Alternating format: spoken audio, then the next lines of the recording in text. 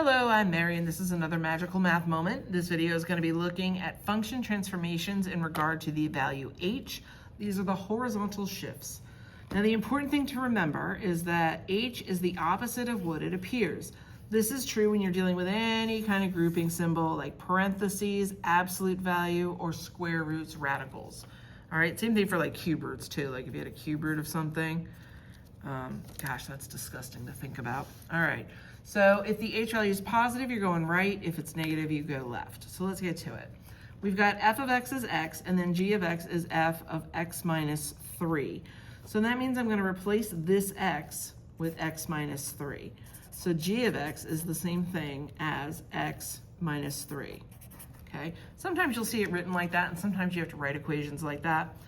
So in this case, with linear, they're just kind of weird because when you look at this, you should know, oh, that's like a vertical shift down. But I want to show you what happens because it's kind of interesting. Maybe, I don't know. 1, 2, 3. I think it's interesting, but I also really enjoy this, so I don't know what that says about me. All right, so here's your f of x. That's your parent function. So this says to be going right 3. All right, so if I move this over 1, 2, 3, there I am.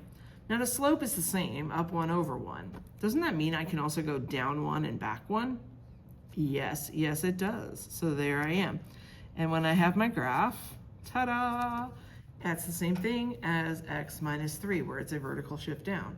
So the linear functions, oh, you can barely see what I'm doing. The linear functions are kind of weird with this, so just kind of keep that in mind, okay?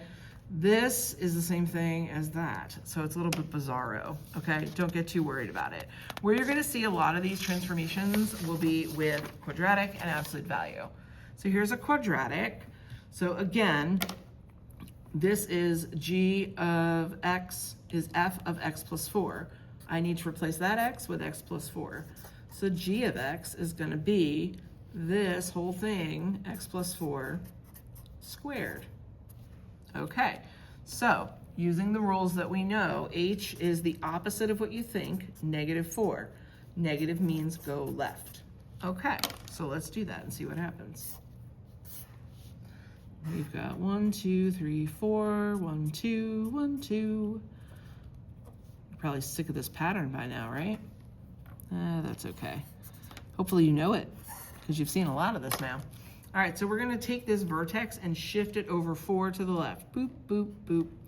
So we go over 1, 2, 3, 4. All right, does anything change with the a value in front? No, so the pattern is the same. So if you wanna, be really precise with this, same thing, up 1 over 1, up 3 over 1. Do, do, do, do. Oh, there we go. So you can see here, ta-da, ta-da. Oh gosh, wow, that's something. You can see that these points are all moving 4 to the left, not just the vertex, it's all the points, which is kind of cool. All right, fun, fun. Let's look at an absolute value and see what's going on. I was gonna do 4 again, but that would be silly. So I decided to get wild and do 8. Oh my goodness. Mrs. Jewel is out of control. All right, g of x is f of x plus 8.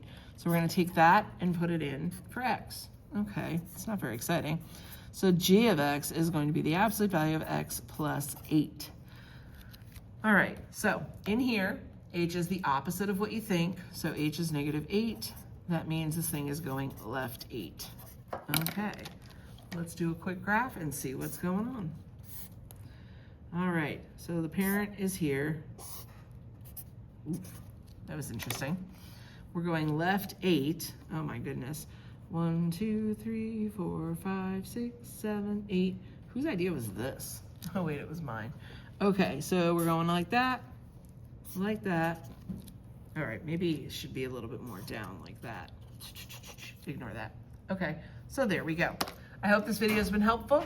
Thanks for watching. Share with a classmate, and I'll see you next time. Bye.